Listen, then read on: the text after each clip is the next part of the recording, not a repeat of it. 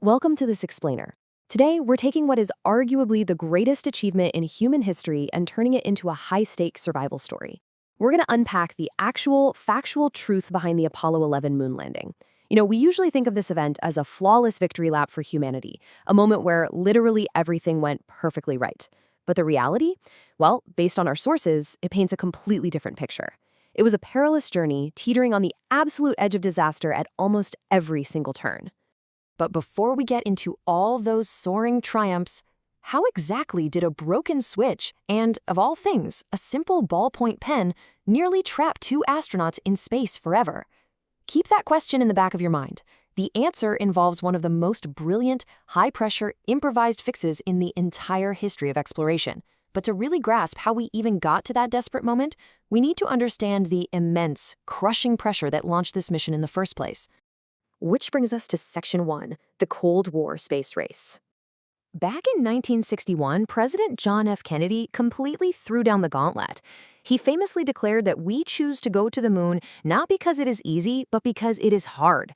And the context here is absolutely crucial. The Soviet Union had already beaten America by launching the very first satellite, Sputnik, and then following that up by sending the first human, Yuri Gagarin, into space.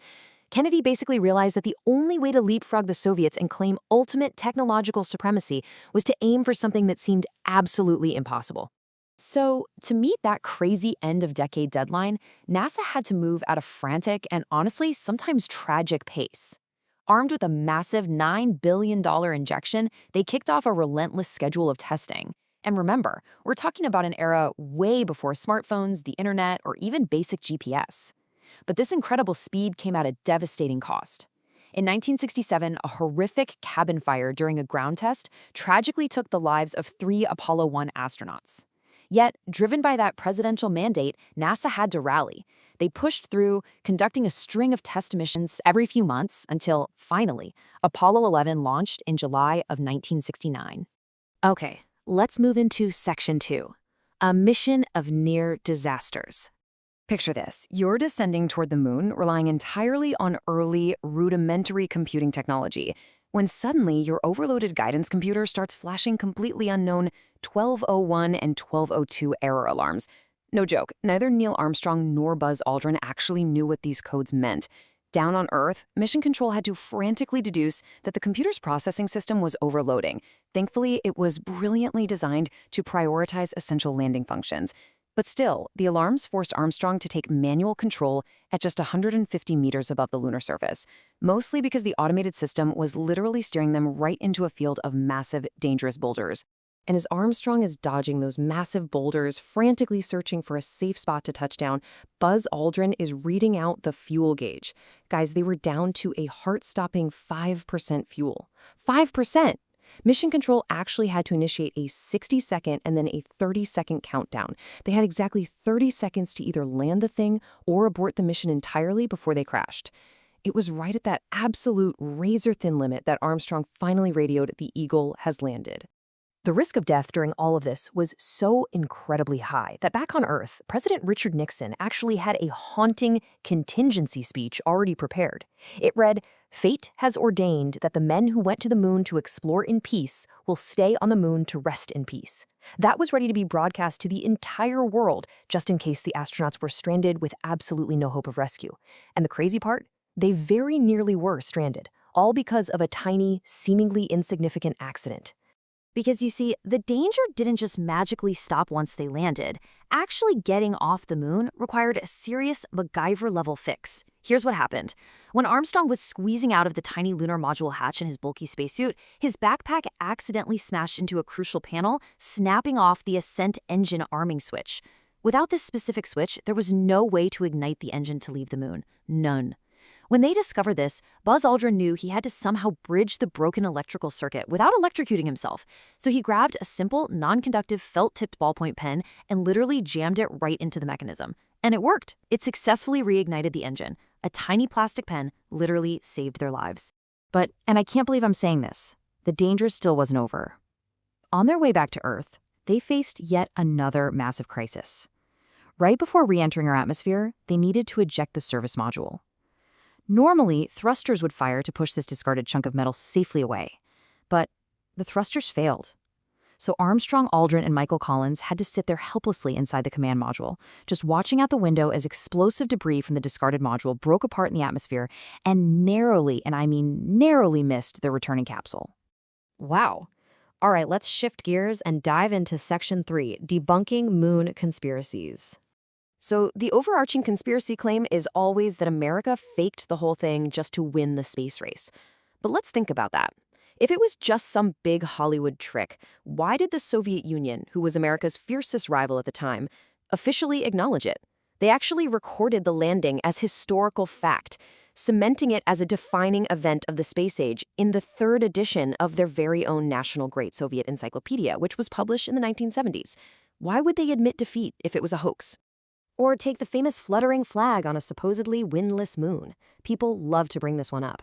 But NASA wasn't stupid. They knew a standard flag would just hang limp without any air. So they specifically engineered a specialized one with a horizontal rod running straight across the top to hold it open. During Apollo 11, the astronauts actually had trouble fully extending this rod, which caused a permanent ripple effect in the fabric. Plus, the aluminum pole acted kind of like a spring. It only vibrated and moved when the astronauts were physically twisting it into the ground. And what about the missing stars in the photos? For this one, the logic is honestly as simple as trying to take a photo of the night sky on Earth while you're standing right under a bright streetlight with your phone's flash turned all the way on. You wouldn't see any stars, right? The moon landing took place during the lunar morning. The brilliant reflection of the sun off the lunar surface, combined with the astronauts' highly reflective white suits, required a very fast camera exposure. And that super fast exposure entirely washed out the faint, distant light of the stars. It's just basic photography. And as for those bizarre, supposedly studio-lit shadows pointing in multiple directions, well, the sun wasn't the only light source up there. The moon's surface itself is incredibly reflective. It acts like a massive secondary light source, bouncing and scattering light into the shadows from practically all directions. That's exactly what creates the uneven, weirdly angled lighting we see in all those iconic photos. Moving right along to Section 4, was the cost actually worth it? This is a great question. The Apollo program cost a staggering $24 billion. To put that into perspective, that's over $100 billion in today's money. Back in 1962, critics at the New York Times actually argued that all that money could have funded 120 Harvard-sized universities right here across America. And you have to remember, this was during a time of immense domestic struggle, deep inequality, and the rapidly escalating Vietnam War. For a lot of people, the space program just looked like an unjustifiable waste of resources. However, the hidden economic legacy really tells a very different story. You see, getting to the moon required tiny, incredibly lightweight computing power. Because of this, NASA's massive, unprecedented orders basically drove the price of microchips down by over 90% in just 5 years. By proving that these integrated circuits were reliable enough for human use in space, Apollo effectively launched the modern tech revolution.